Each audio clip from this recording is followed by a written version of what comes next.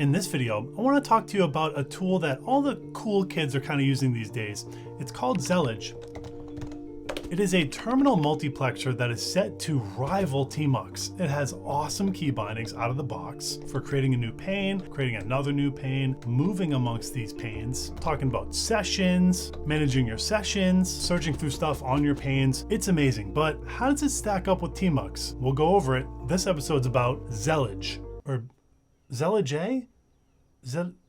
Hold on a second. How to pronounce Zellij? Zellij. Zellij. This episode's about Zellij. Stick around, it'll be fun.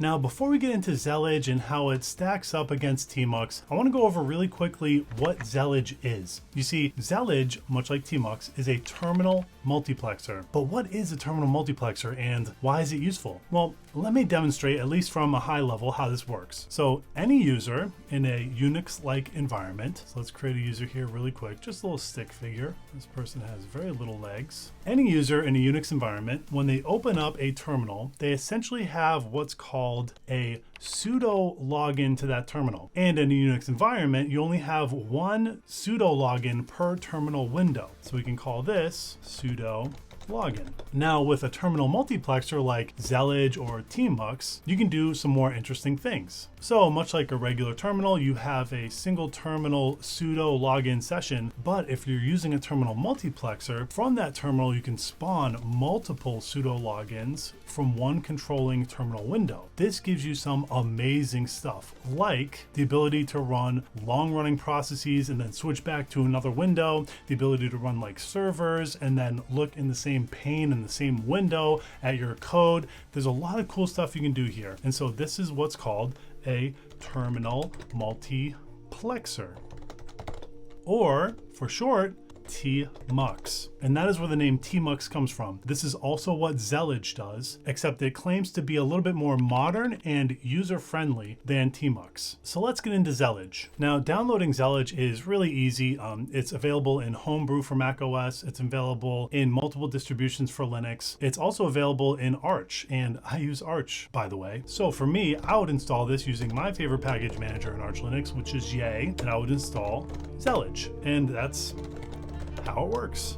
Pretty simple, pretty straightforward. Now, if we launch Zellij, we can see that we're presented with what looks like a pretty noisy screen, but there's actually some really helpful information here. You see at the bottom, we have this sort of row of key bindings. And if I hit one of these key bindings, let's say Control+P for pane, it puts me into a new mode. You see that at the very bottom, the key bindings have changed. So now if I hit N, which should give me a new pane, that's exactly what it does. Control+P to go into pane mode, hit N to get a new pane. It's awesome. This is a great way to have some awesome key binding discovery for your first time using Zellij. And what's really great is Zellij comes with a Tmux mode baked in. So Control+B will get you into Tmux mode, which is great because that's the default key binding for Tmux. So if I do Control+B%, that'll give me a vertical split. And if I do Control+B double quote, that'll give me a horizontal split. Excellent. And if I hold down Alt, I can go left and right to switch between my panes. Control+B/C will create a new pane and a new window, which is exactly what it would do in Tmux. This is really, really nice. And it's a very easy way to sort of dip your toes into Zellij. The discovery of all the key bindings is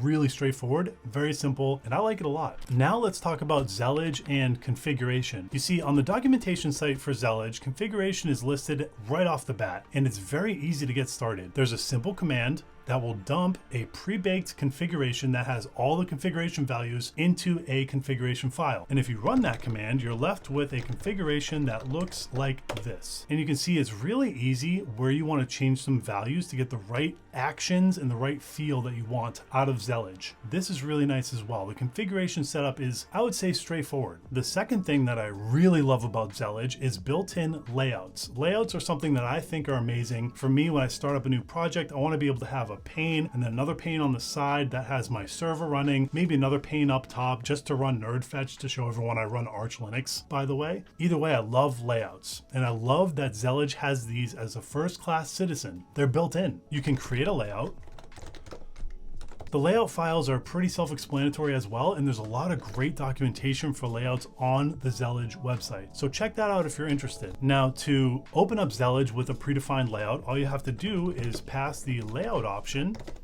to the Zellij command, and the layout option takes an argument, which is the path of the layout file. So mine is in config zellij layout.kdl. And as you can see, this opens up a new Zellij instance with the layout that I laid out in my configuration file. Very straightforward, very easy to use. This is very promising. One more thing that I absolutely love about Zellij is session resurrection and session management. You can see the documentation, it lays it all out here for you. But essentially, if you run Zellij and pass the list sessions argument, you will have a list of all the sessions that you recently created, even the ones that you exited. It's great that this comes built in. With Tmux, you need to use a plugin or maybe even a couple of plugins to get this kind of functionality. It's pretty great. Also, you can manage your sessions from within Zellij by looking at the bottom line here and typing Control O for session. Now, if you hit W, you can go into Session Manager, and here are all the sessions that are currently running. Then you hit Tab and it'll go over to your exited sessions. So you can resurrect